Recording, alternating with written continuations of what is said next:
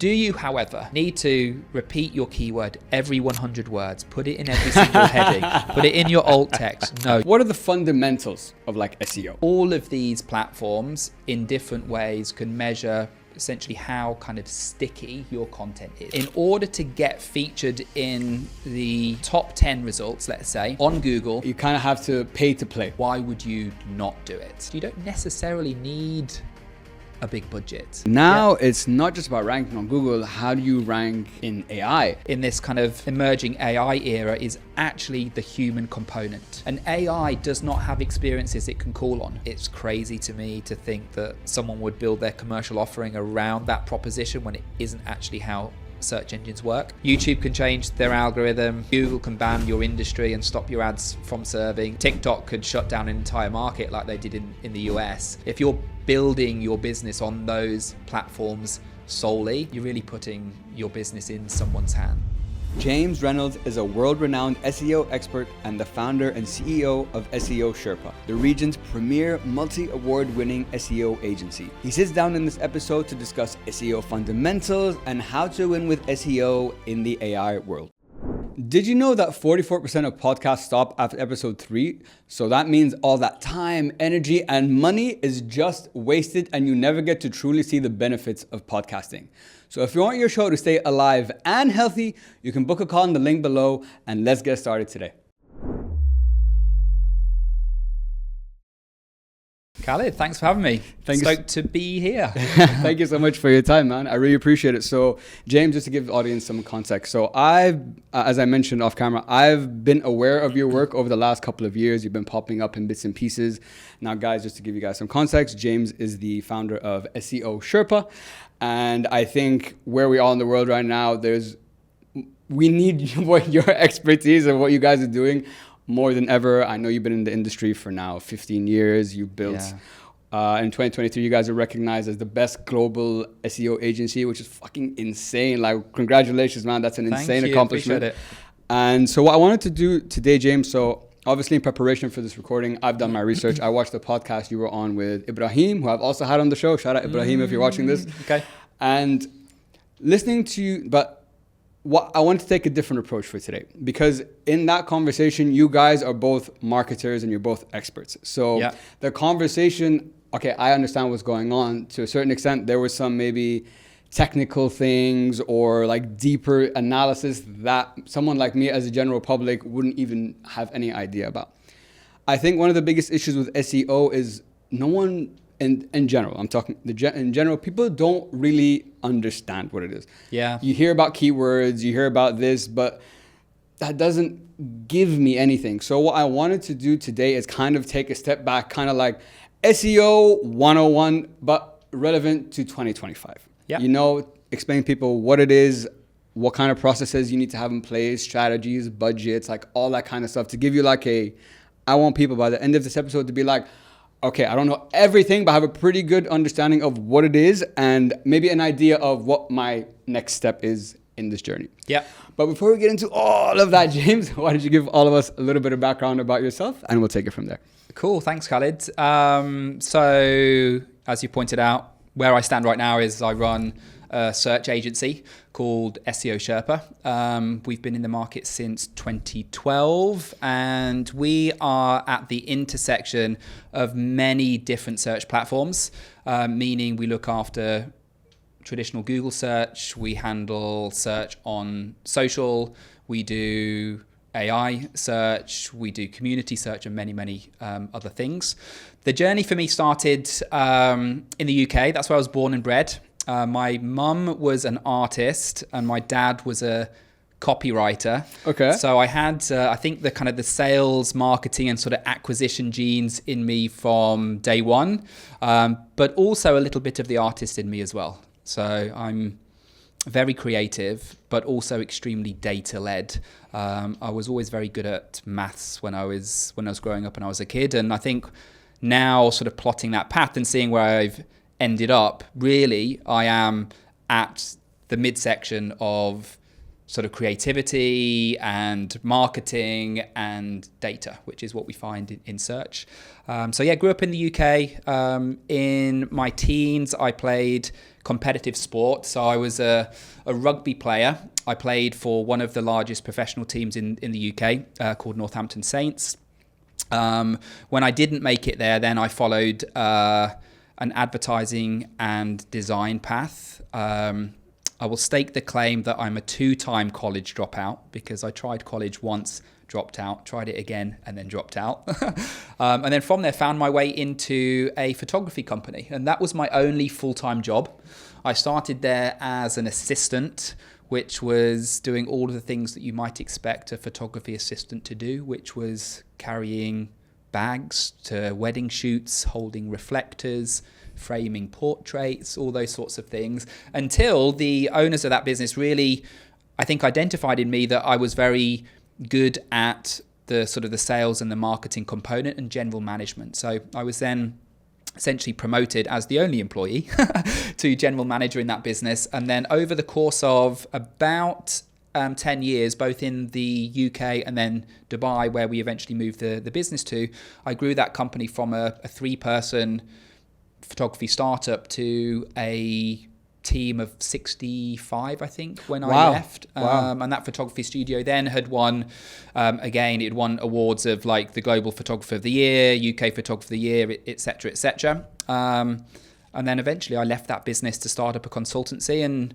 over the years, that evolved into what the agency is today. So it gives you a few little threads there that you might sort of connect, but yeah, that's the background. Okay, very interesting. So I wanted to start first of all on the photography thing. I want to just make sure if I'm correct on this. Was it Stu Williamson that you used to work for? Yes. Okay. Why do I know about the reason I thought when I was doing my research that I found that hilarious, because my family and I literally, if you go to our house now, we have portraits from Stu Williamson from back in the day. We took like, maybe it was like 20 years ago now, still hanging at home, at our house, at our house right now. So it's just so funny how, so thank you, I guess, thanks for the great pictures. That would have been my era, yeah. So I arrived in Dubai in 2006 and I stayed with that business until 2010.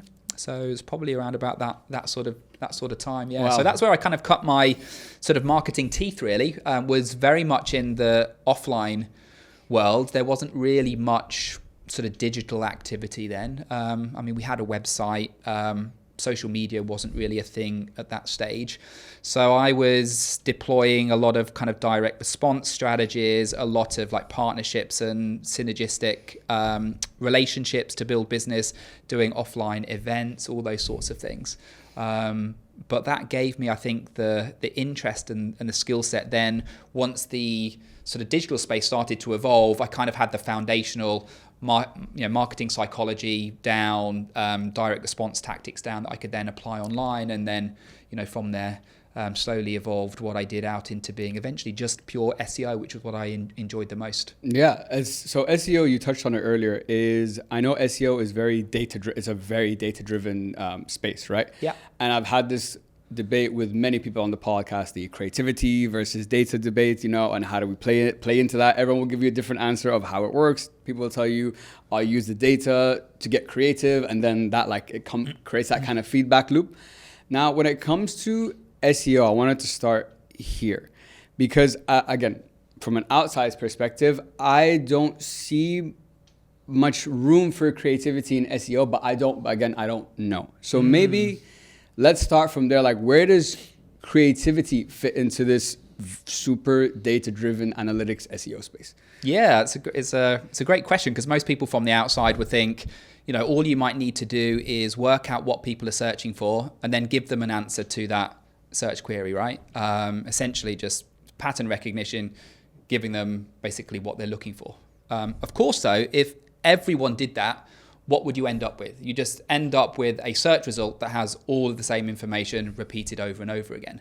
So actually, really the approach to be successful is understanding what people are looking for, give them what they want, but do it in a way that has a unique angle or a unique approach. because Google and other search platforms are never going to reward a piece of content that essentially just is a repetition or an amalgamation of everything that already exists. That's there, they've got it already. So if you can identify how to approach things in a slightly different fashion, then that's how you win. And this is extremely important where we stand right now, because what does AI do? All AI does is pull from an existing data set, it amalgamates all of that information and gives you a consolidated response, right? So it's not unique in a sense to maybe what you need specifically. Yeah, all of that information is already there. All it is doing is pulling it together. So whether AI does that or whether you do that as a content creator, you're not giving or offering anything of value that ultimately should or could be rewarded in the long term. So really where the opportunity lies is finding that unique angle, and really where we're at right now in this kind of emerging AI era is actually the human component.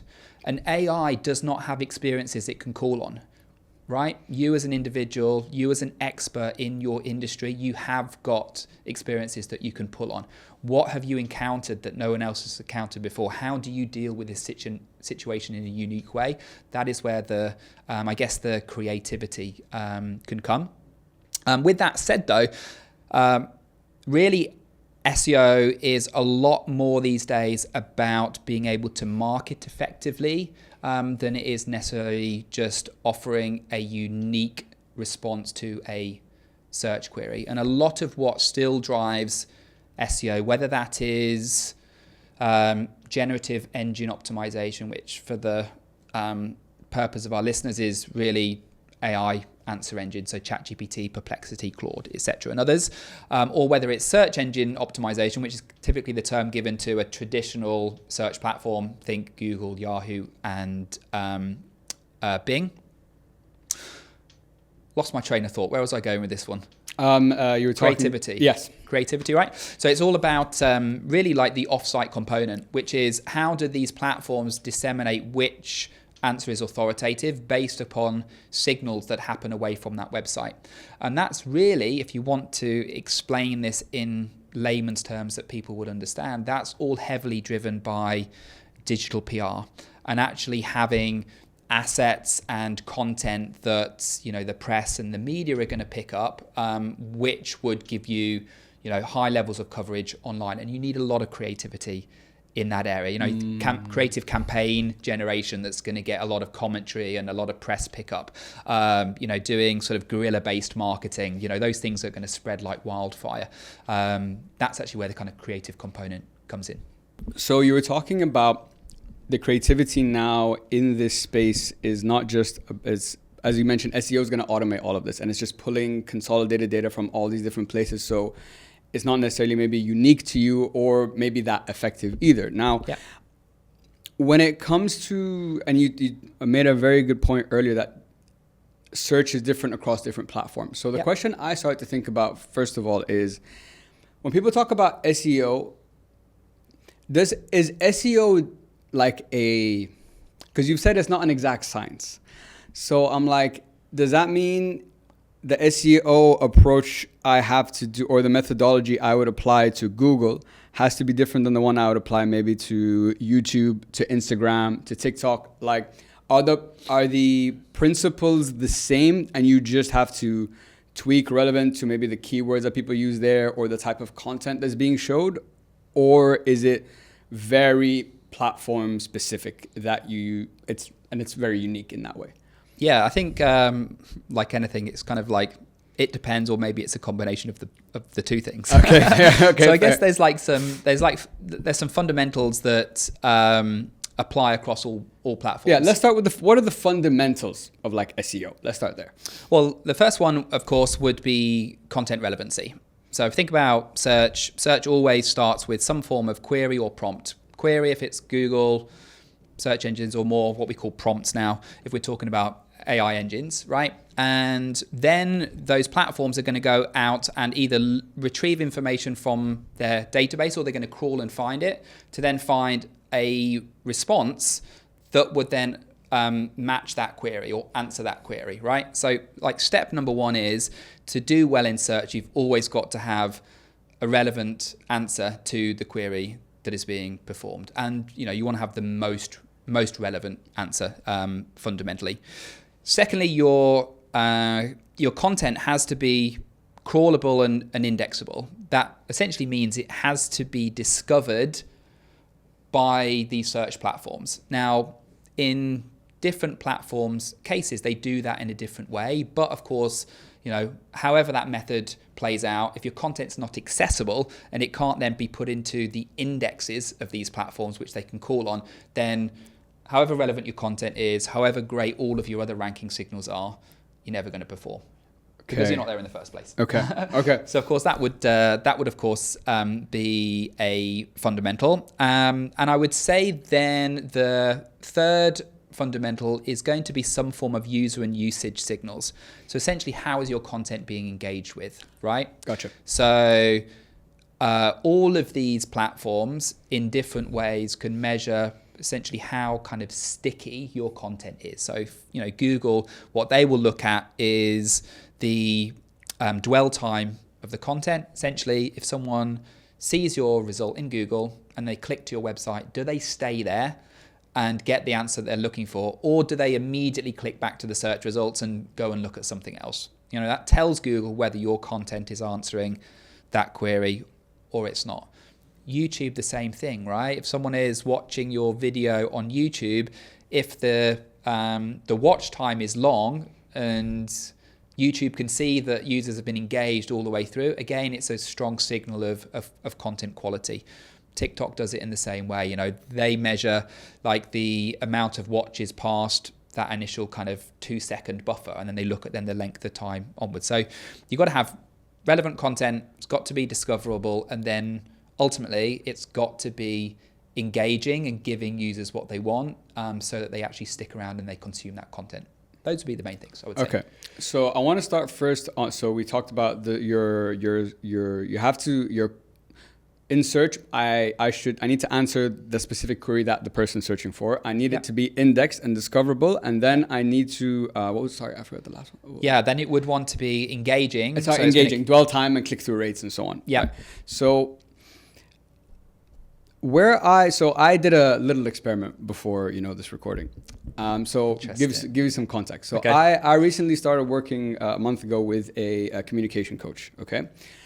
And we've been working a lot on, positioning, marketing, understanding like how to get your message across and all these things. So we did a little exercise. They're like, have you ever Googled yourself? I'm like, no, I haven't.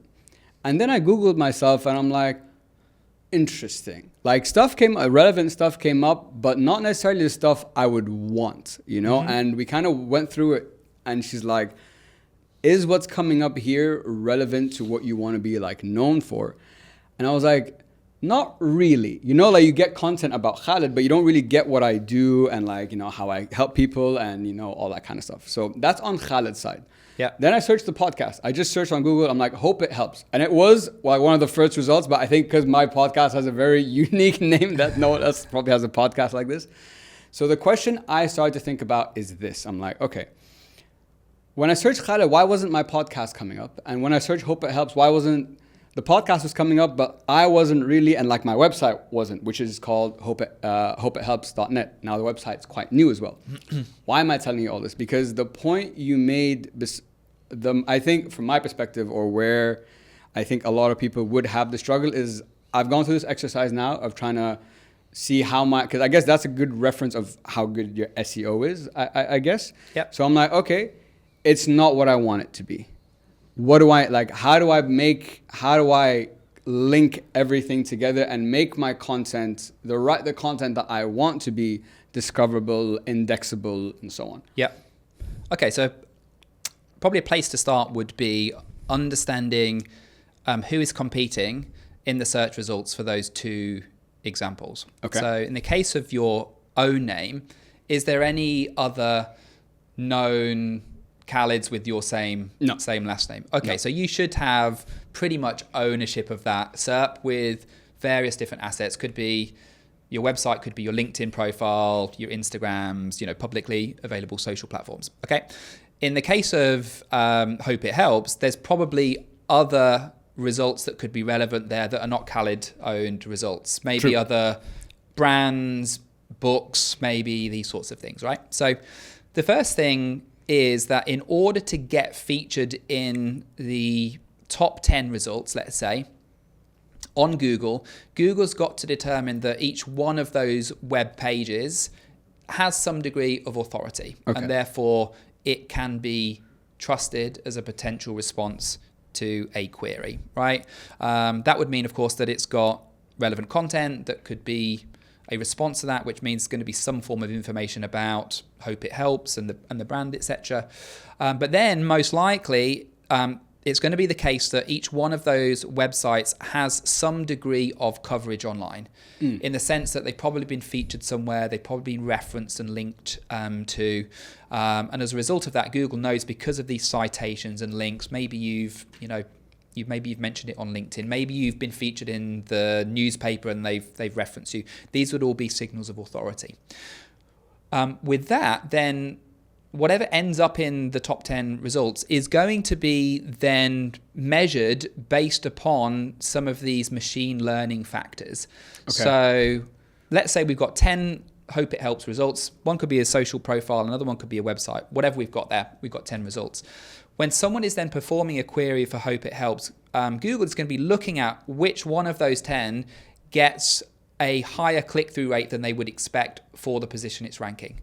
Therefore, which one is the user most interested in ranked order. Obviously, there's going to be the most interested all the way down to the least interested. And that is also going to be influenced by many other factors. So you would more likely rank higher in the UAE than you would do for someone searching in Canada, for example. Fair. Because Hope It Helps has probably got more brand affinity to UAE residents, because people will know of your show, they'll know of guests that have been on it. So when people in the UAE are looking for Hope It Helps, it's more likely that they're looking for you than perhaps someone who's in Canada. People's browsing history is also going to make a difference, where they've been online before, and that will influence, right? All of these I didn't know that at all. Okay. So there's many different factors. So what Google's looking to determine is which is the result that is most likely to give users what they want, and then they'll rank and order them accordingly. And then once they've kind of determined that, they put it to the test, which is then machine learning to measure the relative click-through rate and essentially the relative dwell time. Some of what we discussed before. And then obviously, things will be ordered around. And then if they see that then one result is getting a higher degree of clicks than they would expect, then they'll move that one up, and they'll concurrently move the other one down. Yeah. So there's all of these kind of things at play in order then to rank and order these results. And that's why results are always personalized. They're always unique to the individual based upon location and browsing history and very many other things. So what you get for a search result will be very different to what I get, to what the next person would get. So that might give you a few little kind of clues of some of what's going on there. Yeah, no, it's very interesting hearing it from how you would analyze, looking at it, or what are the points you'd be looking at, what are the things you'd be considering, for example, dwell time and click-through rate. So at the beginning of this year, I started working with a YouTube coach because I wanted to grow on YouTube. And because I was posting all the time, but I didn't understand what's going on. And then I learned about click-through rates and dwell and retention and dwell time, and really starting to pay attention to the analytics. Maybe before I would just ignore. But now, kind of like what we touched on earlier, it's so competitive now. And even with podcasts and so on, there's a term that I heard recently, which I think this is the secret sauce for the next, 10, 20 years, retention hacking. How do I keep you here? But that's so hard to do, because especially if you don't have a team around you to help you do that, because to maintain retention, you need so many things. For example, I've learned a lot myself, but my expertise is capped though. I don't have the 12 years like you guys when it comes to SEO, or people who are trained on how to do retention hacking. So we talked about how now to rank higher, and click-through rates and dwell time seem to be the consistent thing across all platforms that they measure. That's like seems to be the main thing that's important to them. Yeah. Paid. You and Ibrahim brought up paid, and so I've been having this big debate on paid, and I had it with Ibrahim too. So let me get your thoughts. Now, I understood listening to you guys that paid can accelerate this process because you can track it, you can you get the analytics on it, you can find what terms make sense for you guys, what are the ones that are working, and so on. Now, obviously, everyone wants organic, right? That's the end goal that everyone wants. Same thing, that's kind of how I've been approaching like my podcast. I've been building it organically since day one. Now, everyone's going to give you a different answer. I was doing it because I've seen so many people that have bought followers, that have bought views, and once you know, like you could probably look at the back end of someone and know what's going on. I've reached a stage now where I can do the same. Yeah. So I'm like, I don't want that. But I've also come to the realization that you kind of have to pay to play in a way. You know what I'm saying? Like you do need to have a combination of paid and unpaid to really move that needle. So paid is an area that I'm really starting to look at and want to start, moving forward. But what would you say to someone like myself who's on that paid versus organic debate? Does it make sense? And is there a correct way to go about it that is just not like buying views and followers or buying backlinks, maybe, for example, to just websites which aren't that relevant anymore? Yeah, I mean, there's different components of what you could be paying for, right? So if we talk about paid in the true sense of search, we might talk about that in the context of sponsored ads, right? So on Google, that's Google Ads. Bing has something quite similar. If you can make the unit economics work of those ad platforms, then absolutely it's worthwhile. Why would you not do it? In other words, if you can put $1 or a dirham in and get multiples of that back, then you want to put as much money into that machine as possible. The trouble is not everyone is able to do that effectively. Either they burn through cash or they reach some form of like threshold and they just can't scale it beyond that. It is a great thing to get started with, especially if you are looking to build a long-term organic strategy when it comes to search, because interesting. Okay. Because SEO can take time, at least, what we might describe as being traditional SEO. If you're in a competitive market, then you could be, literally at the coalface of SEO for 12 months or more before you really start to see any significant, traction.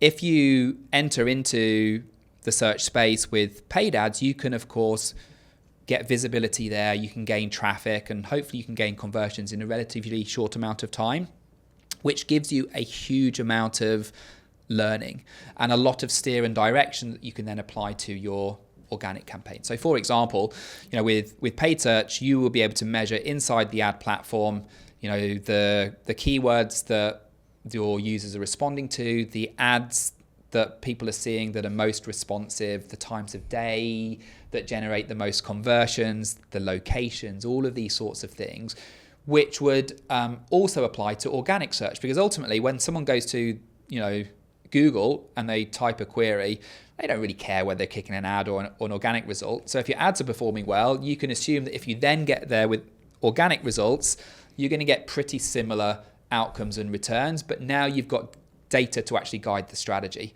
Whereas before, without that data, you could be building a hypothesis and doing the work for 12 months before you know if it actually works or not. So it allows you to test much more quickly. So that would be one main thing. The second thing is that you will typically find that from a search perspective, if you're doing both paid search, so Google Ads, along with organic, you'll actually get a compounding effect. Because when someone is going to the search results and now they see Hope It Helps, not just their present organically, but they're also seeing the ad, it's like, oh, okay, these guys are clearly legit. There's more brand presence there. And as a result, even if they don't click your ads, they're probably more likely to click on your organic results.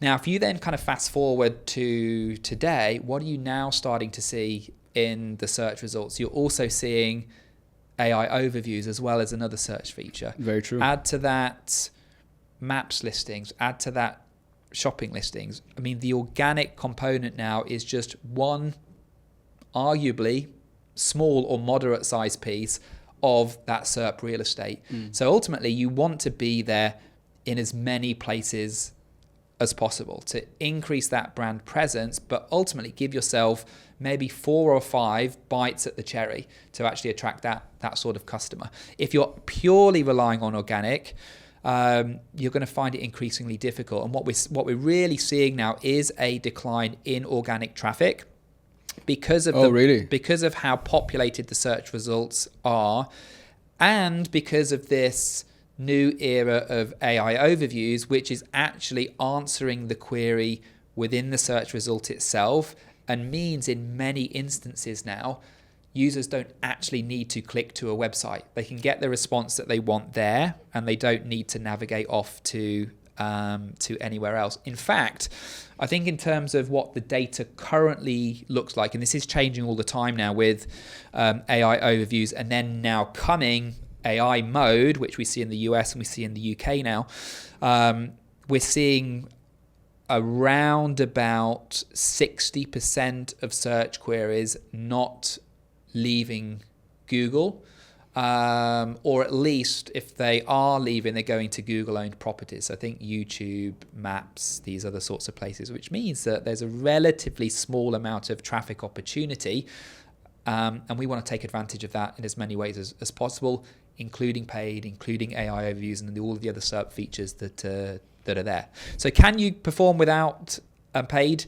Yes, but you can significantly improve your chances of success if you're there with a paid presence as well. So typically would your advice be to like a client or someone starting out, like in probably, let's say, newer in the space or really wants to go to that next level that hasn't put anything paid behind, start with, don't go crazy maybe with like, you don't need a crazy budget, but at least starting that process is probably the fastest way to get you to where you want to get to? Yep.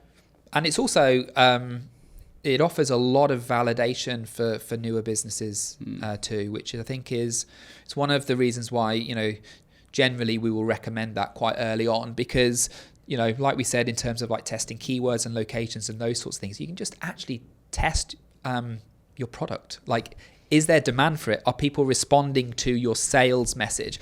Are they responding to your offer? And if you can get that data and feedback loop much faster, why would you not do it? You can refine much more quickly, and then once you've got something that is working, then like scale it for the long term and layer in these organic strategies thereafter. It's generally a much better use of time and budget to get those feedback loops quickly and iterate as you go. So when it comes to okay, so the best strategy from what I've understood from you, James, is a combination of paid and organic on top of all these other content pieces that you want to be as in as many places as possible to give, I like the way you put it, as many bites at the cherry as you can for you to be the one that, shows up.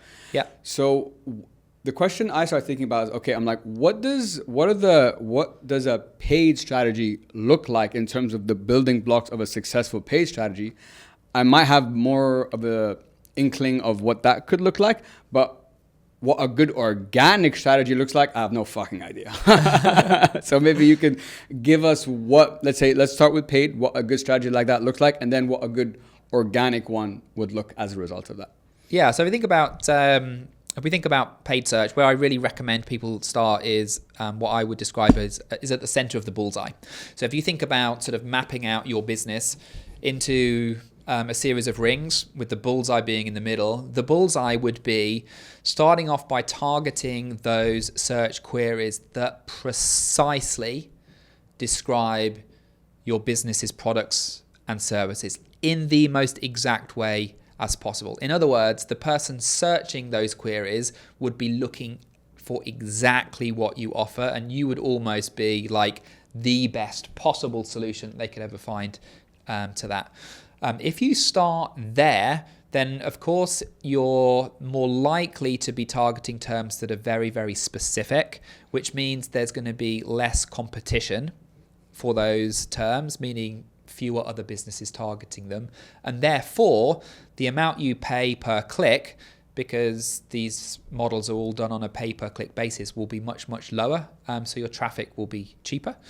And not only that, it's more likely to convert, because what you're targeting as a search term is exactly what you do, right? So there may not be a wealth of that opportunity, but the opportunity that you do get would be relatively low cost and high chances of converting, and therefore the most profitable. So for businesses getting started with paid search, you don't necessarily need a big budget. In fact, you can probably get away with a relatively small budget. Of course, that is, that is going to be different for different businesses. It's contextual, right? But you don't necessarily need to, throw all of your life savings or, all of your marketing expenses at this one thing. And I would then again, think about just narrowing it down to, let's say, the geographic market that you could most easily access. So, if it was for you, for instance, you might start with the UAE, one, because you're more well known here, but you're on that time zone. You can more easily connect with customers who might want podcasts in that area, and so on and so forth. It would be easier, right?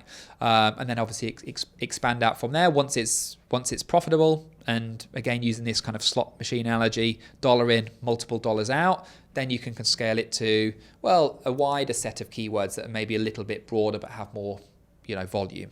Gotcha. Other locations and so on and so forth. So to think about bullseye and then just moving out of those circles thereafter. In terms of an organic search strategy, the most important thing now is actually understanding where your customers are searching. What platforms you mean? Yes. And it's likely to be a combination. Probably. The search journey now is not linear. It's extremely messy. Does that make it harder to track? Sorry to interrupt you. It makes it a lot harder to track. Yes. Definitely makes it a lot harder to really know what's working. And also, even if you know what platforms are influencing your target audience, well, to what degree? That's also, like, someone now could... That's a great point. First find out about you on TikTok. And that maybe could get them interested in your example that they want to get podcast production done, right? Then, as a result of that, well, this now strikes a little bit of curiosity in the consumer, and they're thinking, okay, well, maybe I should do a little bit of research on this. And then they go to ChatGPT and they start to go, okay, so what makes up a good podcast production service? What should I be looking for? Please, ChatGPT, give me some recommendations. Oh, cool. And you get referenced as one of the links within that response. Okay, cool. All right, well, now they start to maybe go even on Amazon and look at, well, what if I did this myself and I got the equipment? So they're now searching there. If you've got a product there, you could, of course, be visible. And eventually, maybe when they're kind of ready to, choose or engage with the provider, then maybe they'll go to Google and finally end up on a website. So there's all of these different platforms that could be influencing that user to a greater or lesser extent. And if we now think about what a consumer's journey looks like, I struggle to recall the exact data from Google, but depending on, of course, the service and the price point and those sorts of things, there's going to be at least 7 touch points, but probably many, many more on average, depending on what it is that you do. So really, in an ideal circumstance, you want to be visible everywhere. And this is what we call search everywhere optimization. It's a term that we coined and have subsequently trademarked in the industry, which is essentially you want to be discoverable on all platforms that your customers are searching. Now, again, every single business is going to have a different makeup of those, but deciding firstly which platforms you should be on is really the critical first step. It's very, very, very rare for it to be one, and normally it's a combination. Of course, you want to pick on those that have the greatest search volume. So there's obviously ways that you can find those things out. You could work with partners or agencies like us to kind of help you build that strategy, or you can go and use tools. There's tools like keywordtool.io where you can plug in your market's queries and it'll tell you the distribution of search volume for those queries across all of those major platforms: TikTok, Instagram, YouTube, the App Store, Google, etc., etc. And then based upon that, you can then start to see which platform you should be most present on. Yeah. First of all, thank you so much for giving us that context. It was very clear, easy to understand of how you moved from the paid to the organic and how they kind of play into each other now. I love what you said about for the paid, for example, because I think this is where a lot of people, when they think SEO, I'm like, okay, if I want to pay, where do I start having it as a bullseye? And I think starting simple, like you put it, exactly, I want a bottle. Here's Khaled's bottle, there you go. Like making it dumb, simple like that. And just to get some testing is probably, like you said, the best place to start. Yeah. I love the term that you coined, the search everywhere optimization. And when you said that, I'm like, oh, that's exactly what, in my mind, at least, would be curious to get your perspective. I'm like, that's what podcasting is. Yeah, because a search platform, right? Because a podcast is the antidote to search everywhere optimization. Because from one podcast you get long form, short form clips. You have SEO on YouTube. You have blog posts that you can do. People will be tagging you, LinkedIn. So podcasting and SEO, I feel, are like a match made in heaven, because out of the ROI from an SEO perspective is so great, because for example, this hour, 2 hours, me and you are now spending together, our ROI from an SEO perspective could be massive. But that's my perspective. What are your thoughts? Am I in the right ballpark, or is there something I'm missing here? No, you're spot on. So if you think about some of the most preeminent search platforms, we'd obviously have the podcasting hosting platforms.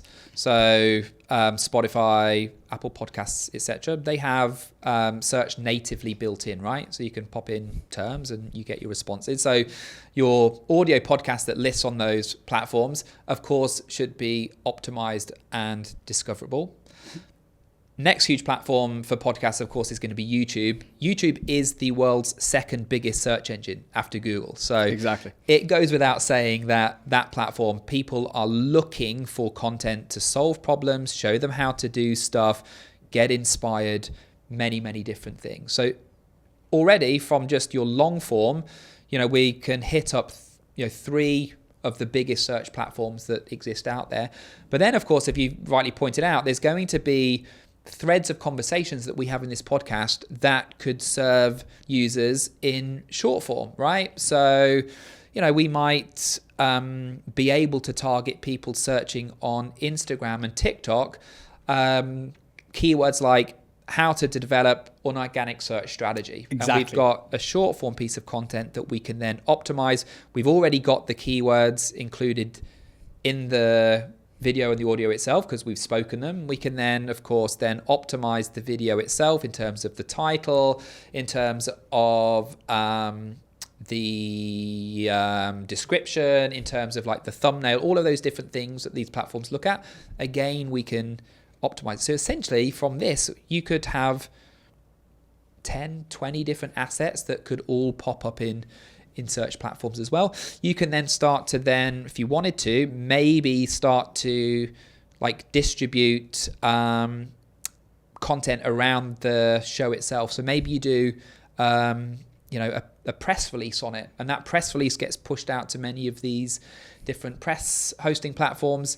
AI loves those. Any news related sites, you then find yourself popping up in ChatGPT.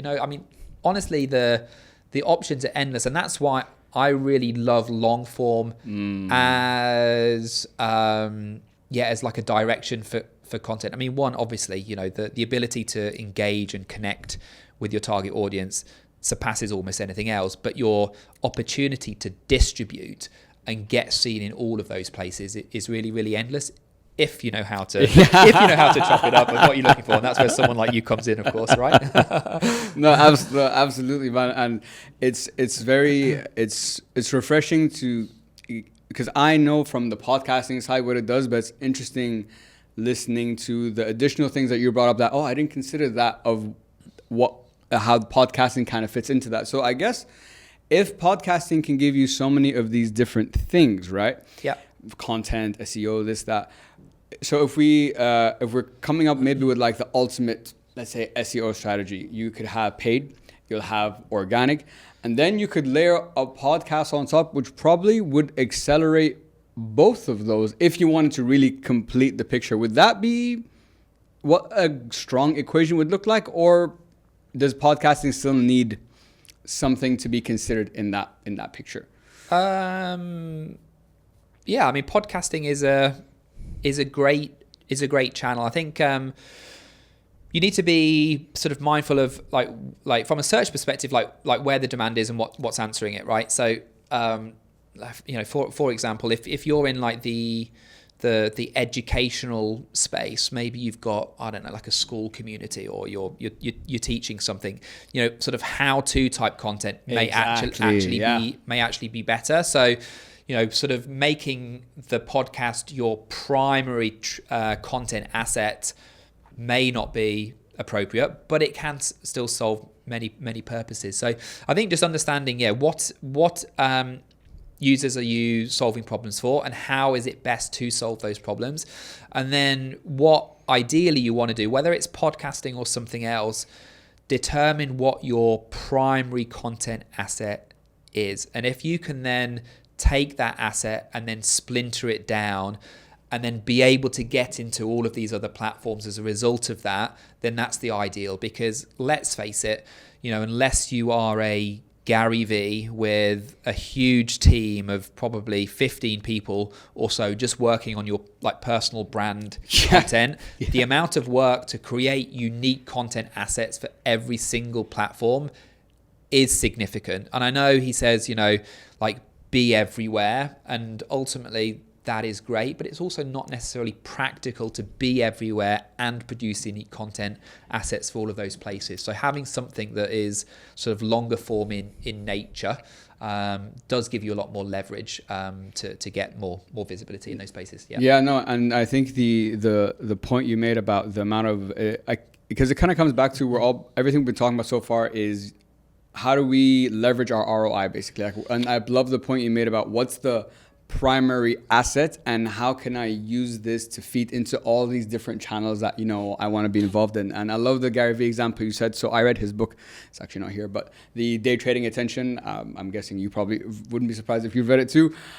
Now so when I look at like growing platforms and so on, I'm like, okay, what I've understood from him, and it comes down to a couple of things. Number one, what I've realized is the challenge, at least I face when in building, what I'm building, is you need to be an expert in every platform. It's not just good enough to you being good at SEO, for example, is great, but you really need to understand like how does YouTube work, how does Instagram work, how does TikTok work. So you have a problem of understanding the platform. Then you have a problem of these algorithms are this conversation we're having now. By tomorrow, everything we said could be null and literally that fast. Yeah. And number three, but in the past, the biggest issue I think was the volume game. But now with AI, that is gone, because now even I use, from like my podcast, I use AI tools to help me make clips because it just shortens my time. And then obviously I go and fix them up and stuff. But so now it's not even about volume anymore, because now I can be there. I do have the ability to be there now all the time. Now this is where it kind of comes into this next level, which frustrates me because I'm like, I just got here, which is the creating that uniqueness of content, or creating, or the retention hacking that I was talking about earlier. Like now it's not just about I need to be everywhere. But now being everywhere almost like is the bare minimum. And now it's about, you really need to like understand, like, at least from my perspective, psychology. We recently started making new intros for the show. So I've had to start thinking like, okay, intro, it's like pain, tease, intro, outcome. Yeah. How do I get your attention? How do I keep you going? So this is all new to me, but I can imagine in my world it's exhausting. I haven't imagined what it's like in yours. Has it become a lot harder in the SEO space simply because of all these factors that we've just talked about? In short, yes. Yeah, it is becoming increasingly difficult. One, because, as you said, things are evolving so quickly. Second, because there's more competition. I mean, we're not short of content, and that in itself is only going to increase as we move forward with just the ease of production through AI and other things. But then also just in terms of actually how these like platforms are evolving to actually sort of weed out the manipulation and the spam, because where there is an algorithm, there is people trying to fool that algorithm, or at least understand how it works and, you know, manipulate it to some extent. The platforms, of course, are trying to do the opposite. They don't want anyone manipulating the platform. They want to ultimately ensure that the best content, you know, is served. So really genuinely now, as difficult as this is going to be for many people, the best is always going to win. And those people that are really thinking about like building brand and establishing themselves as an expert with value-driven content and unique human perspective and storytelling are ultimately going to be the ones that win, particularly in the AI era, where like just content volume is going to be just a wash, right? We're going to have so much of it just really now becoming from a position of unique perspective with an interesting story that other humans want to connect with, ultimately is what's going to win in this kind of new era, I think. No, I completely agree. And that's why the space, like kind of like what you said, content production has become democratized and it's so much easier to do now. Yeah. We're just getting flooded, you know, left and right. I think we need to touch on, we got to get on to, before I get on to AI for a sec, I want to take a step back and come back to keywords. Now, yep. I understood from listening to you that I know back in the day, there are lots of these agents. I've worked with some agencies in the past, SEO, that would be like, you know, it's just like a spam game of backlinks and this and that. And back then it was just like, kind of like you put it, it's like a document, like we have all these keywords, great, let's just copy paste match. But now with all this content, there's also things you have to consider like intent. Yep. Stuff. Does this content fit, you know, into all of this? So the question I started thinking about now is, how do we, if there's so many other factors now that are going to play into the SEO thing, is what has a heavier weight? Are keywords still that relevant? Or is it the intent and the content that I'm making now that's actually more important? Because I would imagine as things move forward, keywords are, I would predict the value of keywords are going to decrease as we keep moving forward, not increase. That, again, I'm saying that basically on my pure opinion, bullshit, no expertise whatsoever. So what's your take, and what has a heavier weight now?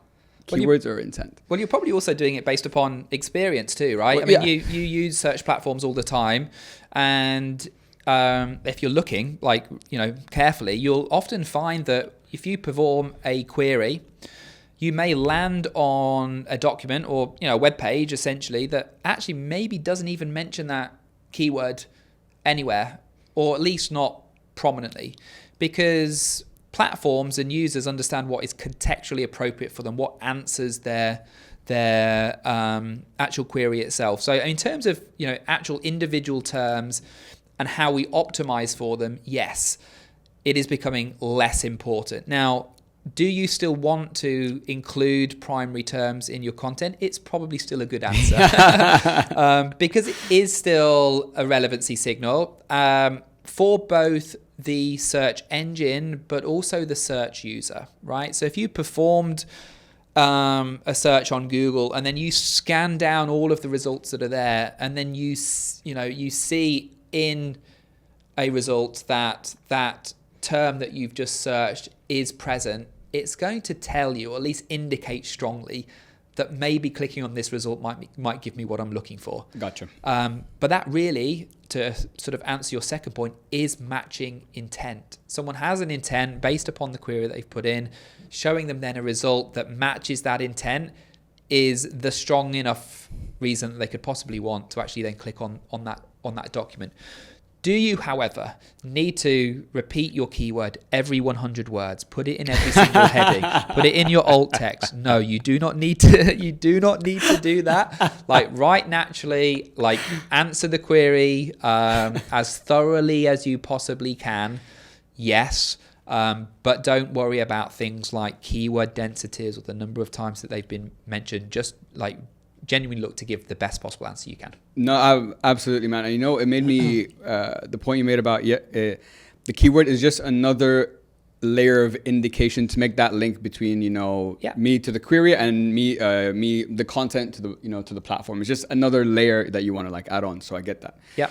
I was thinking like, because for example, what I do on YouTube for like my YouTube videos, for the podcast, I don't have the time to like study and like learn about all these different things. So I just go to chat. I built like a system on ChatGPT. I'm like, you know what? This is the SEO system.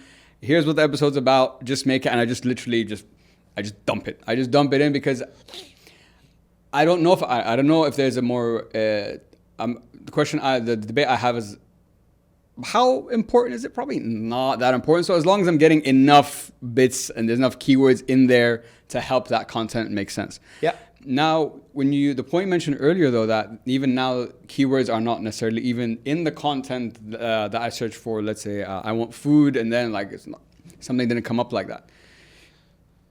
That's where I think when you said that, I thought of TikTok automatically, because TikTok, YouTube, all these algorithms, like I'm not even using a keyword to search for like the next video that's gonna come up.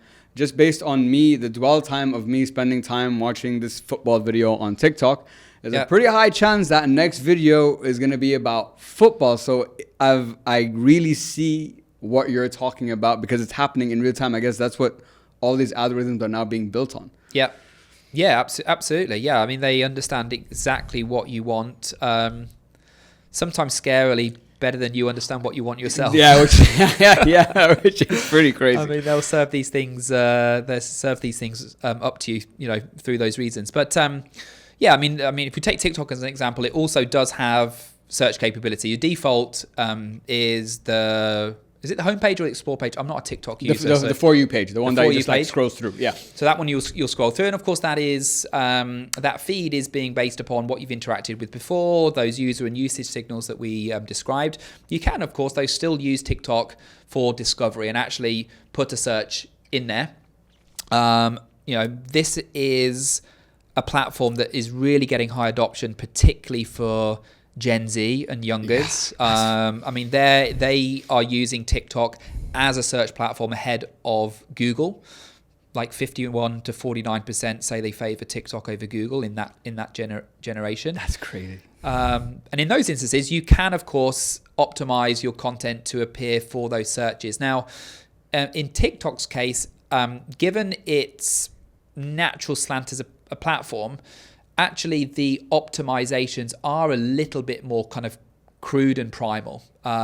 So in those instances, I mean, really it is honestly just a case of making sure that the keyword that you want to target is spoken in the video, is in the headline, or the title of the video, is in the description, and then assuming then when people then search and then click on that video and they've got good engagement, that will help it surface. There's not that much more to it than that at this stage, which is a little bit like old school kind of SEO where you would match it. Now, again, you wouldn't create a video on how to start a podcast by saying how to start a podcast 15 times in like 25 seconds, right? You wouldn't do that. Yeah. But actually having that phrase mentioned contextually somewhere in the video is a ranking signal, and therefore you should be advised to do that to help the algorithm surface that content much better. Yeah. Coming on to touching on the intent, coming back to the intent part that we talked about. So when it comes to intent, because this is something I only recently learned about intent, not like through guests on the show, like not long ago. So I've never, when I'm searching for something like on Google as Khaled, I would be like, yeah, okay, I want this, I want that, whatever. I never had the thought of like, but what's my intent? Like, what's my motivation of me searching this thing, right? Yeah. And listening to when you guys were speaking about it on the podcast, you were talking about how This is now a year ago, though. That's why I wanted to bring it back into the conversation, because things have changed. Yeah. At the time, I remember your opinion was that Google was trying to, layer you get like Gemini on top, and then you get like the sponsored ads, and then you get the search thing. And at the time, maybe it was a little bit, they hadn't figured it out yet. So when I heard that, and now, because I was just reflecting on how I've been searching recently, Google Gemini has become massive for me. I almost don't even get to a search result anymore. It really answers my question, and then it will either have a link to like a video or a website or whatever. So it's really, really changed. Which makes sense of what you were saying earlier, that 60% don't even make it out of that anymore, because I'm getting my answer and my links and everything I want in here. Yeah. So now I guess we have to get into AI. We have to get into this AI conversation, unfortunately. Because before, the challenge was now ranking on Google. Now it's not just about ranking on Google. How do you rank in AI? And ranking in AI with SEO, I've heard, I don't know because I'm not that involved in it, is that Perplexity has become one of the top searching platforms, AI-based searching platforms.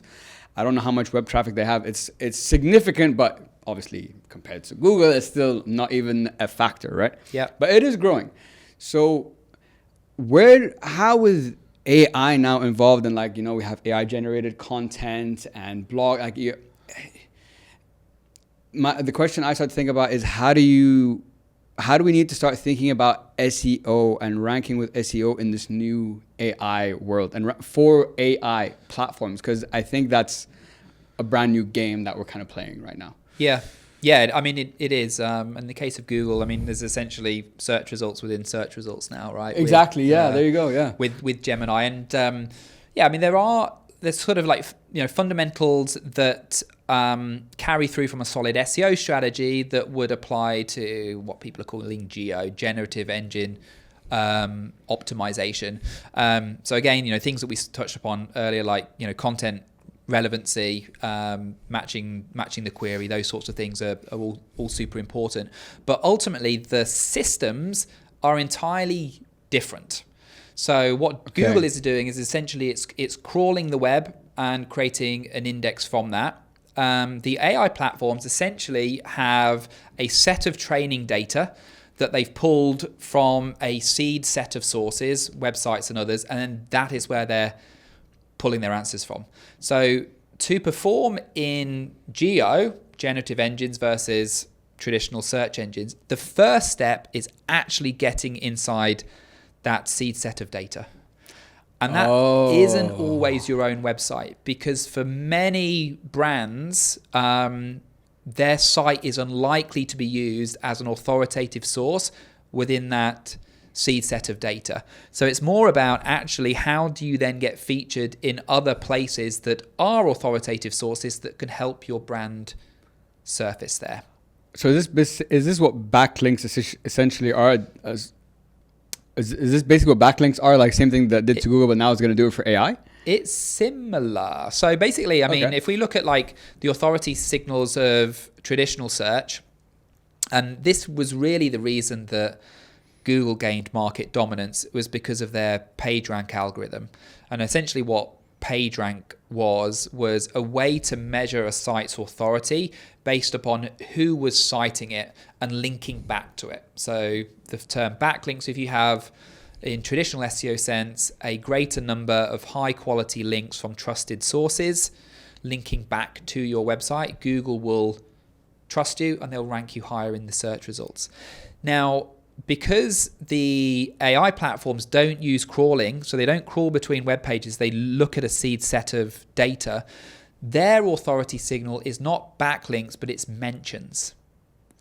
So interesting. So the more time your brand is mentioned across these places, the seed set of data, the more likely you are to be cited frequently within AI search results. Now, as a result of that, what we're really finding, and it kind of feels like SEO in 2005, is you can manipulate the hell out of this at the moment. Okay. Because if you imagine, if the platform's main signal is mention frequency, what are you going to do? You're just going to get your brand out there as much as possible. In other words, spam as much as you can to increase your document mention. So we're finding at the moment, and this will change, and this kind of answers to my point earlier, as soon as there is an algorithm, there's people trying to game it, then the platforms are going to, put in their sort of spam fighting sort of technologies, and they're going to weed it out. But ultimately, those brands that are most frequently mentioned are the ones that are going to win. So, you can these days actually just go out and produce a press release that pushes out to 10,000 different sites and gets your brand mentioned within the right context. You might say, for your service, hope it helps, Khalid's podcast production service is the best one in the world. And if that is mentioned 10,000 times across different websites, well, hey, when someone types in what is the best podcasting production service in the world, you've now increased your chance of being mentioned there. So I'm not suggesting you do that, but I'm saying it can happen. There's plenty of case studies that we're seeing in our industry. So what you do want to look towards now is getting yourself featured as frequently as possible within the right context. So now you need to think about, okay, so when I am getting mentioned, when I am doing these PR exercises, when I am doing content marketing, how do I want to be frequently cited? Like, what is the phrase that encompasses my brand? Well, that would ultimately be the queries that someone might put into AI that I can then best respond to. So if you're then going to get this PR, and using your example again, yours is podcast marketing, podcast production. When you get cited on platforms through genuine PR activities, you want to try and make sure that you've got yourself mentioned in that sort of fashion, and that will help you in the long run. Okay, this is all fascinating to me, James, because it's an area that I've always I've been really wanting to have a conversation with someone about SEO for a long time, because it's an area that I've learned a lot myself about over time, but I really I still don't really get it. So this conversation is just like aha moments, like left and right. So I really appreciate it. Thank you. I wanted to come on to where were we? Oh, so what do you think in 2025 the biggest misconceptions people still have about SEO are? Yeah, I mean, probably the keywords one is definitely right up there. I don't think our industry necessarily helps with that. There's still agencies that sell packages based upon a number of keywords. It's crazy to me to think that someone would build their commercial offering around that proposition when it isn't actually how search engines work. So that would definitely be one. I mean, I think probably just like the speed of results. I think probably more so than before, more people understand like the time that it takes to build these sorts of signals and be trusted. But again, I think people can come into SEO thinking it is going to be the silver bullet and expecting results to happen really, really quickly. And it is something that I say is a commitment. It's not a campaign. You need to okay, if I'm going to do SEO, I'm going to do it for the long run. And therefore you need to kind of pin your hat on that and commit to it, for a good 12 or 24 months, a lot like a podcast. Yeah. You can't expect to do 3 episodes of a podcast and have viral coverage. Like, you're going to need to commit to it and gain traction and build a following. Those would be 2. I think sort of maybe over-indexing on the importance of backlinks as well. They are still very high up there in terms of a sort of ranking signal, but there's so many other sort of data points now that these platforms have that it is becoming less important. So that would probably be another one. Yeah, those would be the main ones I think that come up in client conversations that we tend to have. Yeah, the speed one is interesting because obviously I've heard from my experience that I know SEO does take time.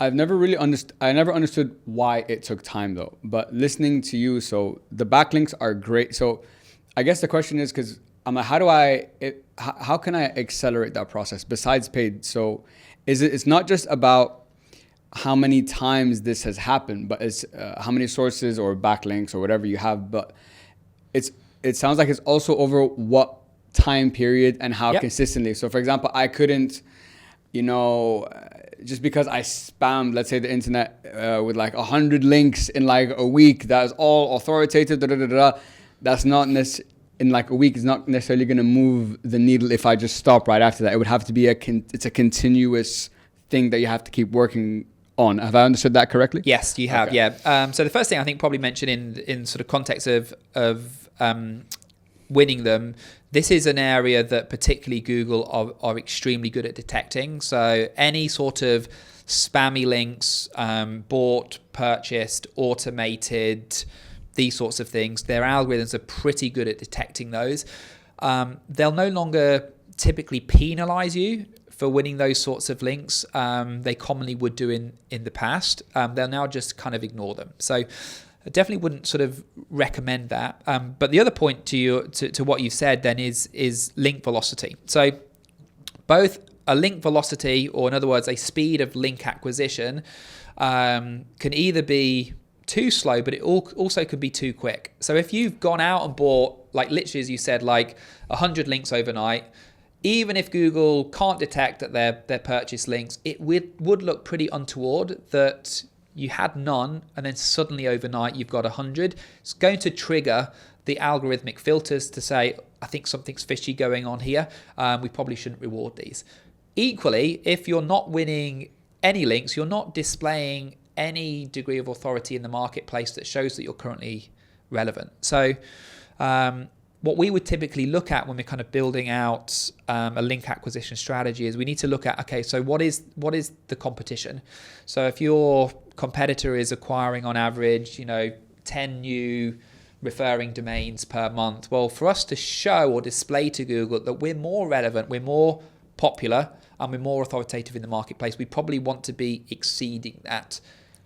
Gotcha. With quality and also quantity. Now, of course, the other aspect is not all links are created equal. Fair, very fair. So, one really high quality, relevant link that's from a great piece of editorial on a trusted source in your particular market could be worth thousands, like literally thousands of low quality, low grade links. So whilst velocity and the speed of growth is important, more important than that is within the links that you are acquiring, what are they and what is that actually teaching Google about the quality of your brand and the reputation of you as a source? So it's accelerating the acquisition of the right links. Yes, exactly that. Yeah. Gotcha.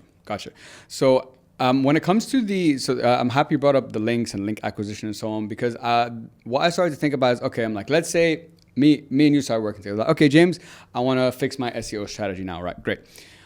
What are the metrics we're going to use to track our progression and our success? And because you mentioned something that if it's not trackable and it's not, SEO is not becoming a revenue generating channel that's moving the needle of driving revenue to the business, then, kind of like, what's the point, right? But I know, just like I have in discussions with, my with clients when it comes to, podcasting, I'm sure you have very similar with SEO, because in both our arenas, they are long-term plays, and there's so many factors besides everything we can control and perfectly whatever that we can't, are out of our hands when it comes to this, which is why the consistency is important and so on. Because you can come tell me, I'll be like, okay, this is the plan, these are the metrics, how we're gonna track, and in 3 months, and then 3 months will be like, okay, website visits went up 10%. Okay. Yep. And then I'm gonna come and you can be like, it went up 10%, we're moving in the right direction, whatever. And I'm gonna say like, James, it went up 10%, but like nothing's fucking happening, man. Like we haven't got a sale, we haven't got a call, so it's a very managing client expectations while setting in the right metrics to track, while leaving some you have to kind of accept that some things are out of control, out of your hands. That's pretty hard to do. Yeah, I can imagine. Yeah, it is. Yeah. So it is difficult sometimes to kind of string together that complete search journey, because most of what happens within platform is utilizing third-party data. In other words, you can't understand what's happening on TikTok and pull that data into your Google Analytics and tie it together with then the web traffic that ultimately converts on your site. Very difficult to do so. But you can understand very well referral traffic. So you would understand very well what has driven the last click that ultimately converts, and you would be able to determine, obviously which channel that has come from, whether it's TikTok, Instagram, YouTube, Google, or whatever. And ultimately, you should be able to, of course, measure your total uplift in conversion volume, either whether that's lead gen or whether it's sales acquisition. All of that is absolutely trackable and identifiable. Stringing everything together, though, a little bit more problematic. So what we would typically look at for indicative sort of measures of success would be, first of all, what your impression share is across platform. And you can measure that, whether it is Google, whether it's TikTok or Instagram. You can see how many times you've shown up for certain search queries, right? And you can then see how you're performing across different platforms. For many of them, where you're ranking, but at least you'll be able to see the amount of times that you've been displayed. You'll then, of course, be able to measure your total organic traffic to your website, which for most people is going to be the conversion platform, right? It's going to be where they generate the leads, they generate the sales, and ultimately the destination that you want users to end up on. You'll be able to then measure all of the traffic that comes from those places and what that uplift is. Equally, and this one's a really, really important one in this kind of like isolated sort of search ecosystem that we're in right now, I would also strongly recommend that you measure your branded search volume. Branded search volume. Yeah, so as a result of you appearing more frequently in YouTube, as a result of you appearing more frequently in TikTok, you should have, as a consequence of that, more people searching for your brand. And this interesting feels a little bit more like old school advertising, where people might see a billboard or they might see a TV ad and then they go and contact the business. That ultimately is in the world that we're currently kind of sitting in. So I definitely recommend that you measure that. And then as I said, ultimately then what that conversion or revenue volume is. What ultimately you're looking to ensure is that whatever you're spending in terms of time, energy, and capital resource on all of those platforms, that ultimately it's generating a return on investment. Exactly. Now, unfortunately, as much as we would like to get really scientific about which one is influencing those things the most, you can't necessarily tell that. You'll get a feel and you'll get a sense, right? Where did people see you? You should ask that question when everyone gets in touch. Very simple, but where did you see us? Where have you been exposed to our brand? And then obviously double down on those things that are working. But ultimately, you want to make sure that the total ecosystem is driving a positive return on investment. And if it is, and that's giving you multiples of your cost to acquire a customer to the profit that you make, you're in a good position. If it's not, you probably want to change your approach. Okay. Yeah. Branded search volume is new. That's the first time I've heard of that. But listening to the way you described it, as I guess that is such an important metric, because it is such a good indicator of all these efforts that we're putting in. Like at the end of the day, this is the main results. And this kind of touches on data, right? Because I had someone on the podcast a while back who's expert in marketing, but he comes from an engineering background, so super logical, analytical math, kind of like you, very mathematical, kind of like you. So we were having this conversation, and he's like, Khaled, the problem isn't capturing data. The problem is people don't measure. People are measuring the wrong things and interpreting the data in the wrong way. So there'll be like campaigns be like, oh, we got like 10 million impressions. Okay, great. Yeah. How many sales did we get? Our conversion's like nothing. Okay. How many, do you get what I'm saying? So you're the metric of success you're using for the objective that you want have no link, and this isn't the one that really is going to move the needle. And I think this you could give me the right strategies, you could give me everything, but where someone like yourself is priceless is the insight into this data, because only you would really understand like what's going on. Because I would look like, oh, we got impressions. I'd be like, ha, ha, ha, like fucking fantastic. But you would know that like, not that it's bad, but like that doesn't fit the goal of what we're trying to do. Would that be fair to say? Yeah, it would be. So two things I want to sort of loop back on there. The first one is on the branded search volume component. I'm a hardcore SEO, which means that in the past, we would have say ignore branded search volume because branded search volume isn't impacted by SEO. What we help is the non-branded search volume, the people that are searching for what you do, but they don't know of your business just yet, right? And that is really what Google is primarily there to achieve from an SEO's perspective, right? For you to show up for your business or your service terms. Now, however, we're in a situation where many people are getting exposed to a brand on all of these other platforms and then ultimately use Google as the navigational platform to then get them to the website, where ultimately then they will engage in the services, transact, add something to their cart, or whatever they happen to do.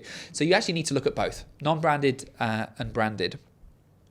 The second thing that I wanted to pick up then is on the data component and understanding it. Now, as a hardcore SEO, we would often take credibility for the work of other platforms. Why? For that very same reason. Because if you look at a default setting in Google Analytics, the channel that gets credit for a conversion or a sale is the last click. We call this last click attribution. So you're doing great work on YouTube. You're doing great work on your Apple Podcasts, Spotify, TikTok, or wherever. That's getting you visibility. It's getting in front of people for the first time. When they're finally ready to do business with you after all of this hard work in other places, what do? They go to Google and they search for you, or they search for your brand. Because Google then sends someone to your website and ultimately then they fill out your contact form or they buy something. Google is the last click referrer. So Google says, I'll take the credit for that. What do people then do? Right, we need to double down on SEO. Ignore podcasting, ignore TikTok, and they make very bad decisions, right? So this goes to your point of you actually really need to understand the full user journey and what platforms are influencing people all the way through their different stages of consideration, discovery, like needs analysis, like what platforms are they going to and how are those influencing ultimately users ending up on your website then to ultimately convert. And as we sort of started out at the sort of earlier part of this conversation, very, very typically that will be multiple platforms all working together in unison. It's very, very difficult now just to use, one platform to drive all of those outcomes, right? You need to be in all of these places. So, have platforms that are going to help get you visibility and discovery, have platforms that again, then going to help build like connection and rapport with your target audience, long form content pieces to really build that connection so that then when people are then ready, they turn to these search platforms and then they can obviously find you and convert thereafter. Yeah. A guest once told me that 68% of Google ad campaigns fail. Now, I can't confirm or that. I'm just repeating what they said.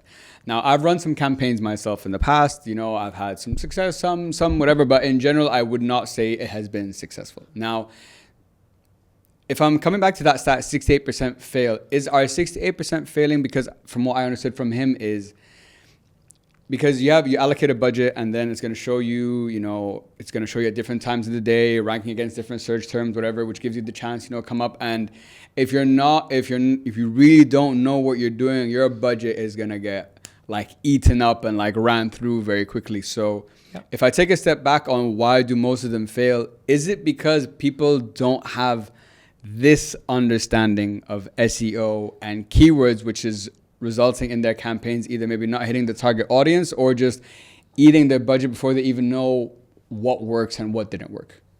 Yeah, I mean, based upon our experience of like looking at new accounts or or maybe taken over accounts that have been managed elsewhere. I would say probably the biggest reason that we discover for campaigns failing is just like wasted spend.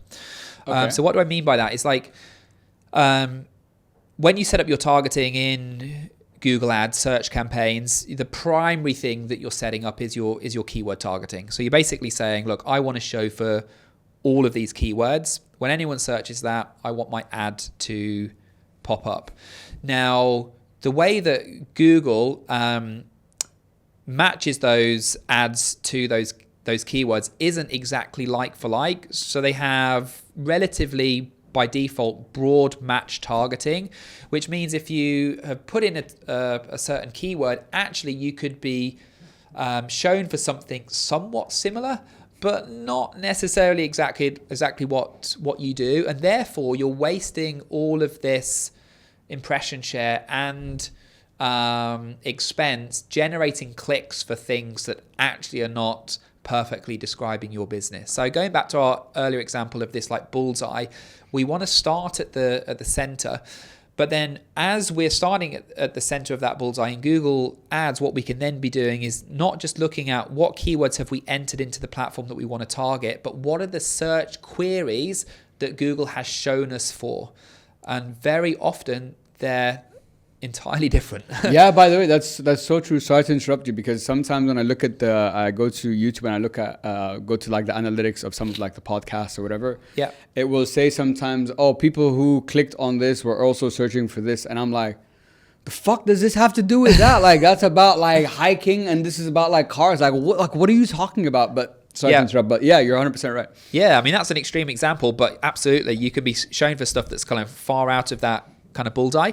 There are controls for it, and that's what most people are unaware of, particularly if they're kind of doing this themselves or they're novices. And the main mechanism for this is using what you call negative keyword matching. So once you start to see these terms showing up in your search term report that Google has shown you for, and they're irrelevant, then you can add them to a negative keyword list and say, when people search these, I don't want to show. So you can really just like narrow it down to make sure that you're only being shown for the precise things. That's at a basic level. There are other like match types and other things that we could get into, but generally it's that people think that what they've put into the platform is what they're being shown for, when actually they've been shown for a whole lot of other different stuff, and that's just consuming their budget and they're unaware of it. Whereas if they were just to really narrow it down and target what they thought they wanted to in the first place, there's a much greater chance of success, let's say. Gotcha. Yeah. Oh, okay. That's so interesting. I didn't know you could also flip it and do it, the other way around, because that would help mitigate my spend and help me more focus on, what I'm doing. Yeah. James, I could probably sit and talk to you about SEO. I have 10 billion more questions, but I'm going to try to limit, keep us within our time frame for the conversation. So I wanted to round off with just a couple more questions for you. Yeah. Listening to our whole conversation today, the question I started thinking about is this. I'm like, okay, we've talked about how tracking the customer journey now is fucking hard. We've talked about how you need to be everywhere all the time. We've talked about how, you need to understand how to interpret the data, that last click thing, that came from Google. We have no idea what the rest of that looked like, right? Yeah. So then the question I started thinking about is websites. Yeah. I'm like, okay, if the customer journey now is so diverse and so all over the place, I feel like nowadays the importance of having a website isn't what it was before. Doesn't mean it's not important, still not important. For example, I built my website for the first time, this year. And the reason is I just felt like, the reason I did it was I felt like I needed, the business needed a home. For what we do and, the podcast and the services we offer, it just needed a home to add that next layer of, credibility. But for example, when I reach out to people or people want to work with me, I don't send them to the website. I just send my Calendly link, book a call, let's get to this, because the customer journey on the website is like, oh, there's a podcast here and whatever, and there's a contact us here. I don't want to lose you, right?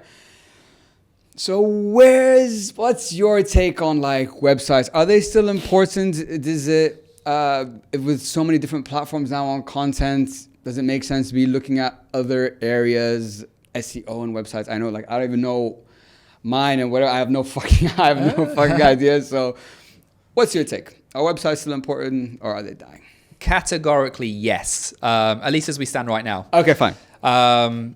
Things will change, but I would say the primary importance of them now all relates to this conversation we've kind of touched upon, which is data privacy, right? So if you're building your business on Facebook, on Instagram, or even if you're using, tools like, Calendly for your conversion, you don't own any of that data that you're capturing when you're displaying to consumers in those places, meaning you have no way to effectively retarget. You can't build an email list. You can't build your own customer experience.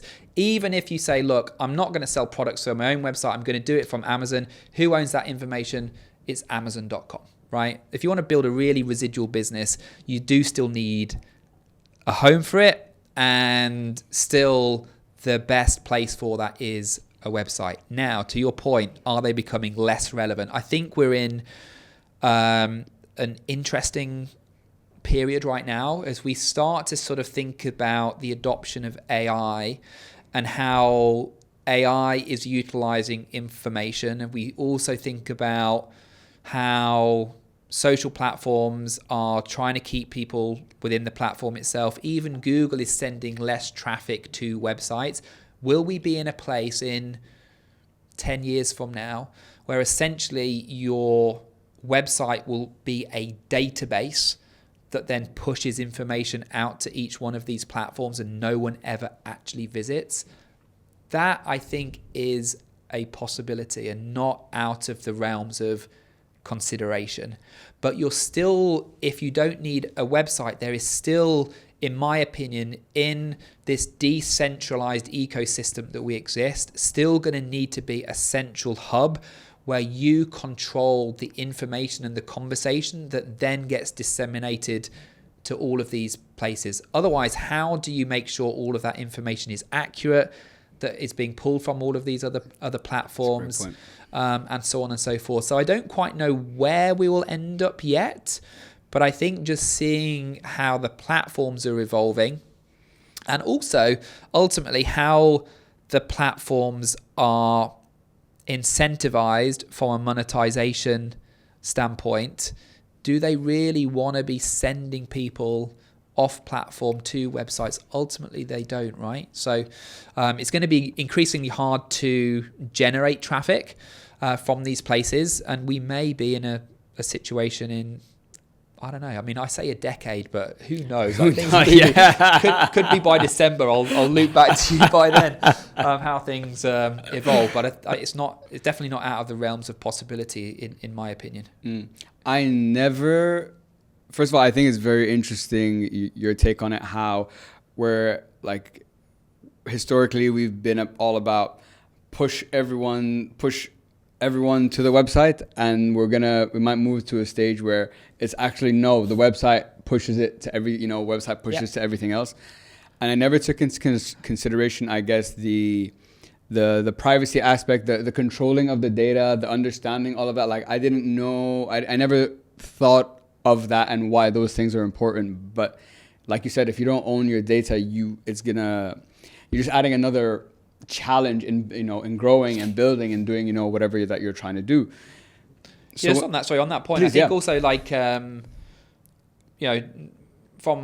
one standpoint, I said actually the platforms are not incentivized to send traffic your way because they want to keep you on platform, but equally they're not de-incentivized to have you collecting your own data so that you can advertise better on those platforms, right? So if I make like sense of that, with Facebook and most of the advertising platforms now, if you're not linked into their conversion API, and if you're not pushing your customer data back to those platforms so that you can target people like them much more effectively, you can't get those advertising platforms to work very well. So there's always going to be an instance where you need to be capturing first-party data. You need your customers' email addresses. You need their contact information. You need all of that sort of stuff housed in an ecosystem that you can control. One, because you want to build up relationships and own that data. But secondly, so that you can actually use these other platforms more effectively, you're always going to need that. I think you made such a great point that they're not de-incentivized to do that, because at the end of the day, how do we make money? By you staying on the platform longer, and the more data that you can gather, the more ads you're probably going to want to run on my platform. So it's kind of like this closed, sick, weird loop that's kind of going on. Yeah. And when you talked about, so we talked about the data, we talked about the platforms now, and we've talked a lot about in this conversation about how there's only so much you can do, like, until you're at the mercy of the algorithm or of the machines or so on. So I guess if I wanted to ask you, let me give you some context. So with the podcast, for example, and I was building on YouTube and, growing it and so on, like there are episodes while I was working with my coach that we had the title nailed down, thumbnail, SEO, perfect, and it didn't do very well. And when we had like our call and we're going through it, we're looking at the data, we're like, something's not making sense here. And he told me, he's like, look, you can only do so much till you're at the mercy of the algorithm, and that's all you can do, right? So the advice that he gave me is what I tell people too now, and kind of touches on what you're talking about of owning the data, is now I'm starting to build out a newsletter.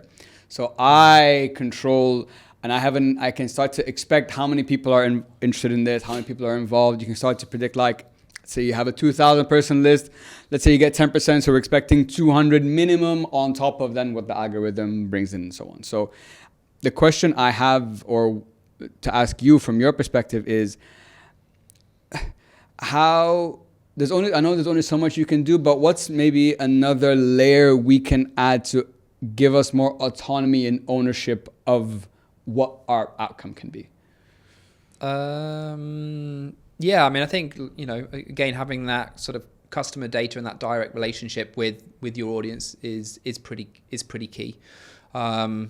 I mean, the best creators I know all have significantly large and engaged newsletters, and that's something that can never be taken away from you. YouTube can change their algorithm. Google can ban your industry and stop your ads from serving. Like TikTok could shut down an entire market like they did in the US. If you're building your business on those platforms solely, you're really putting your business in someone's hands. So if you own an email list and you own your customer data, even if those platforms shut down, you can very easily and quickly rebuild your business somewhere else. So I think that is super, super key. And, even with this, as we said, like this decentralizing of the ecosystem, I think that's increasingly important, just from a business continuity and a business ownership, standpoint, as I always sort of preach about in my LinkedIn post, like, don't ever build your business on rented land. And that's ultimately... Ooh, that's awesome. That's ultimately great. What you're doing if you're solely reliant on these platforms. So yeah, one is obviously owning your data, but the second one, and again, all these threads are coming back together, is be present in a few more places. How many creator stories have you heard because they were like huge on I don't know, what was that 6-second video platform that was big before, like Vine stories, like Vine, for example. These like huge Vine creators like had millions of followers, and then gone overnight. Whereas the ones that have like enduring success, are the ones that are not attached to a certain platform and a building brand, but ultimately having a space that they own on their web where they can build deeper relationships, I think is really, really key. Yeah, I think I love the way you explained it. Don't build your business on rented land, because that it just piggies back to what we were just mentioning about why websites are still important, because that's my land. Yeah. That's my data, and I can build this irrespective of what all these other platforms are doing, and I will use these platforms though as the accelerant to bring it all back to this place. That's kind of the idea. Very, very. I never thought of that. I never considered that. That's so fucking interesting, man. James, this has been, man, What a fucking conversation, man. I've learned so much from you today. Really, thank you so much for coming on the show. I just have 2 more questions. These are questions I ask all my guests. So looking back at your life, either personally or professionally, when I ask you the question, what are you most proud of for yourself? What would you say? I mean, there's like individual successes, like, wins along the way, right? Whether it's like, awards or like sporting accomplishments, but I think those are really just maybe, they're just sort of like markers, or they're maybe things that have occurred that have kind of validated the work that's been done. I think what I'm most proud of is honestly like sticking to things for such a long time. I mean, I've got, friends and peers that have probably had, 8 or 9 different businesses, 3 wives, all of these things in the time that I've been just like focused on this one thing. It's like crazy how quickly people give up. So I would say honestly, just the sort of stick-to-itiveness and the endurance. I have the ability to like grind out difficult times and pain more than most people that I know. I don't give up easily, and I typically am in it for the long term. And I would say always doing that as well through the lens of just like doing things right. So I've never really cut any corners. I've always tried to maintain, strong ethics and values and do things the right way. And I think if I look back, I think those would be the things that I'm probably most proud of, when I get to my later years in life. No, man, I really respect that, and I appreciate more than the endurance aspect that I respect is, for me personally, is to look back and be like, did I get to where I am now, with a clean conscience, with integrity, with some amazing people along the way. Yes, the success, the monetary value, these markers, these trophies, whatever, are all great. But if I got that without having all of that as part of it, it wouldn't feel the same. I might not have given that answer either. Yeah, fully. I mean, I would hate to think what it might feel like if you won an Olympic gold medal and you did it whilst doping, and you know that everyone else on the start line had done things the right way. Who's the actual winner there? Is it the person that's pushed beyond their own levels of personal ability and achievement, and they've taken things to the absolute maximum, or is it the person that has cheated their way there and happens to have got the trophy? I would bet that it's the person that has done things the right way and given their all. They're the real winners. 100%, man. I really resonate with that, and that is really how I like to live my life, between me and myself. At the end of the day, you could lie to the world, but when you've maybe took a shortcut, and when, no, I did that one. I did that part right. Yeah. And for my last question, James, what is the message you'd like everyone to take home with them today? Wow, gosh. What message would I like them to take home? Well, let's keep it on topic. I think, let's have our listeners kind of thinking about what their kind of search everywhere strategy is. Where do they need to be, and what platform can they utilize that they're not currently utilizing to influence the audience that they want to have influence over? And I would recommend that they maybe step outside of their comfort zone and do something like you've done and get in front of the camera, start a podcast, record some face to camera videos. And if you can do that, those sorts of things have significant traction. And I think not only are they opportunity building, but they're also character building. When you kind of put yourself out there a little bit, great things can come of that. Great relationships, new introductions, but also new opportunities that you probably unaware of just yet. So I've kind of loosely tied that back into like search everywhere. But let's just leave it at that and hope our listeners can go away and do something that they haven't done yet and have some success as an outcome of Be this uncomfortable everywhere. Be uncomfortable everywhere. There you go. That's perfect. Yeah. We'll leave it at that. We'll leave it at that, man. James, I love that message. I really, like I said, really resonate with it. And I just want to say first, on a personal level, thank you so much, man, for your time and for coming on the show today.